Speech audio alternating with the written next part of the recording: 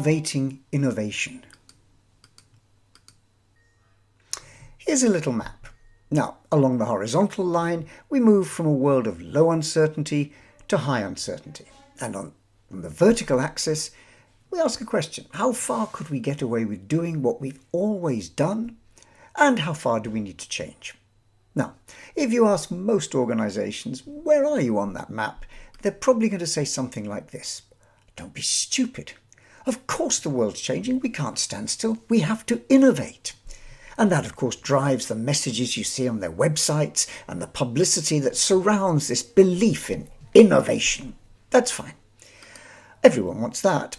There may be one or two who say, yeah, we get it. We get that the world's changing, and they don't. Maybe we could use this new technology, these new market conditions, these new government regulations, whatever. We could use it to create a new game.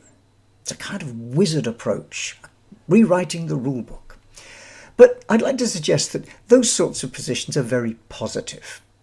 Trouble is that for all sorts of reasons, organizations can find themselves below that line. For example, the organization that says, well, actually, we'll do the things the way we've always done because that's how they've worked in the past, despite the fact that the world has moved on. Or we might find ourselves right back here in Sleepy Hollow. Things aren't changing fast, so why do we need to? It's a space where you might even go to sleep. Now, there's a very famous parable. Apparently, if you put a frog in cold water, it swims around very happily. If you put it in boiling water, it will jump out again.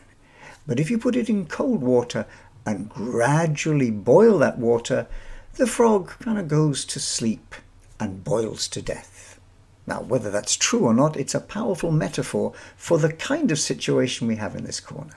Very quiet, comfortable conditions, slow change until it's too late. So there's a picture which reminds us of this theme of the innovation imperative. We have to change.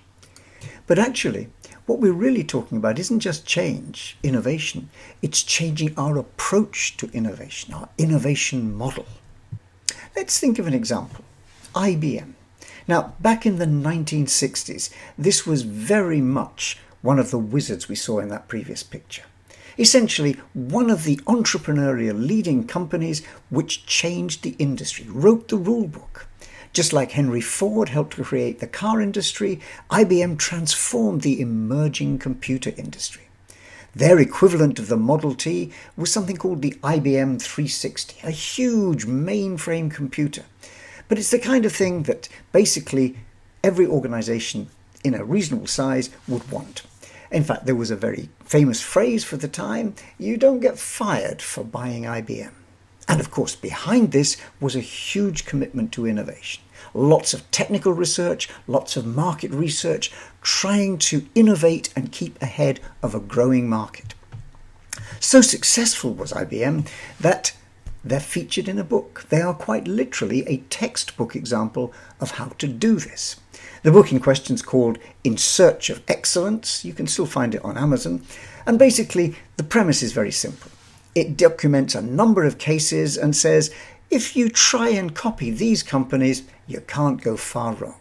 And IBM is one of the early chapters. So, despite being a textbook example of how to do it, despite being a hugely successful company, in the 1990s, IBM got into deep trouble. So deep that it lost billions of dollars, shed tens of thousands of jobs. In fact, it wasn't until the arrival of this gentleman, a man called Lou Gerstner, who came outside the computer industry. His background was in the food industry. But he helped reframe the business, rethink it, reshape IBM to the success story it is again today. And fundamental to that was rethinking their approach to innovation, from essentially very strong research creating boxes, very clever computers, and pushing them to a market, to one which is far more market responsive, looking to provide solutions. And IBM has today become a service business, very successful, but transformed. So IBM is one of many examples of someone who survived, and we saw in an earlier film there are many that belong to the 100 Club. Companies like Storer, Merck, 3M, Marshall, Heller, what they have in common is that they've survived over 100 years. Through innovation, through a commitment to renewing their products, their services, their processes, but also through not being afraid to rethink their underlying innovation models. Now, perhaps at this point we could introduce someone who might help us as another guide through this strange space. I'd like you to meet the Red Queen. Now, if you don't know, this is a wonderful character in Alice in Wonderland. Tremendous. She features in the second book, Alice Through the Looking Glass, and she's quite an impressive woman. She can believe 3 impossible things before breakfast.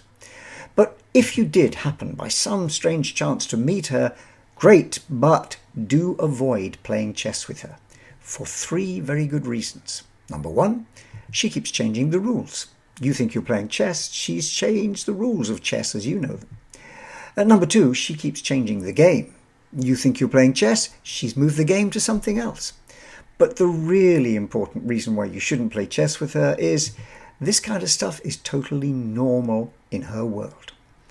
Now, there's a wonderful scene in the book. Comes quite early on, but basically they've been running really, really fast, chasing after each other, and they pause for a moment, and Alice says, "Well, in our country, you'd get somewhere else if you'd run very fast for a long time, as we've been doing."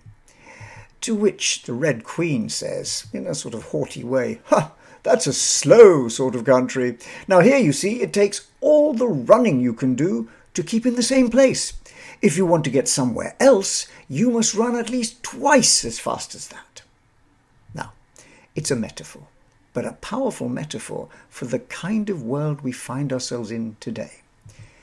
The problem never changes. The innovation challenge is always what it has been. How do we create value from ideas?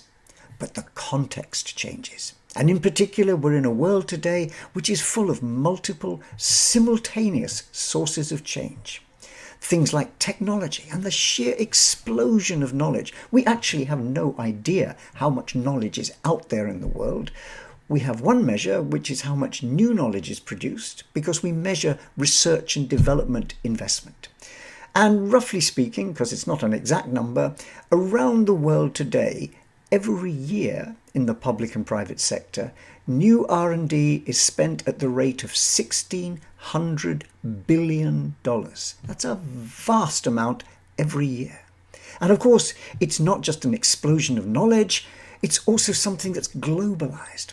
That where in the past we might have had big countries, the United States, Japan, Germany, these days even very small countries, Denmark, Singapore, are significant players in this technology game. The same thing is true on the side of the market. We're trying to understand a world where people's needs will drive innovation. Well, we've now got a population close to 7 billion, and that's not necessarily all in the same place. Those markets are going to be all around the world. The growing ones are very much in places like Latin America, in South Asia, and in Africa. We don't necessarily understand those worlds as much as we could, and they're fragmenting. It's not a case, as Henry Ford might have found, that everyone wants the same thing. Markets fragment, segment into tiny different elements, and we need to understand that. Indeed, Henry Ford said you can have any car you like as long as it's a Model T and it's black. Well, something like that. Of course, these days we wouldn't settle for that. We want customization. We want things to be much more specific to our own particular situation. Behind that, we've got all sorts of questions about sustainability. Have we got enough to keep this planet going, or are we consuming that too fast? With challenges around pollution, a huge challenge around climate change, we're running to the limits of key resources. It's also not entirely the most stable of political worlds, and so on. So the reality is, of course, we're living in a world of multiple simultaneous sources of change in which we can't trust to luck. We have to manage innovation. But more important, we perhaps need to build a dynamic capability. The ability not just to innovate, but occasionally to step back and reset the approach we take to innovation. Something we might call innovation model innovation. And that's a key theme that will run through the course. Not just the need for change, but the need for dynamic capability, for innovation model innovation.